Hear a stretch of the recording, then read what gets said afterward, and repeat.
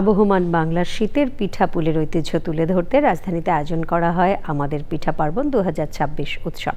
প্রথমবারের মতো আয়োজন করে baking and cooking entrepreneurs association বেডি সংগঠন। সুলতানা হিমু জানাচ্ছেন। নগর জীবনে শীতের আমেজ উদযাপনে চলছে নানাবিধ আয়োজন। তারই ধারাবাহিকতায় আবহমান বাংলার পিঠার ঐতিহ্যকে তুলে ধরতে baking and cooking entrepreneurs association BD আয়োজন করে পিঠা পার্বণ 2026 উৎসব। ধানমন্ডির কাদের কমপ্লেক্স প্রাঙ্গণে এই মেলায় অংশ নেন সংগঠনের 18 জন নারী উদ্যোক্তা। আলহামদুলিল্লাহ অনেক ভালো সাড়া পাওয়া গেছে।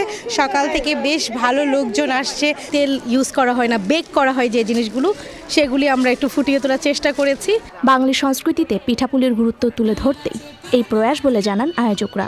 অনেক পিঠাই কিন্তু হারিয়ে যাচ্ছে, সেই হারিয়ে যাওয়া পিঠাগুলোকে টেনে তোলা এবং গরম গরম পিঠাও যে কোনো প্রোগ্রামে সার্ভ করা যায়, এটাও একটা চিন্তা আমাদের আছে।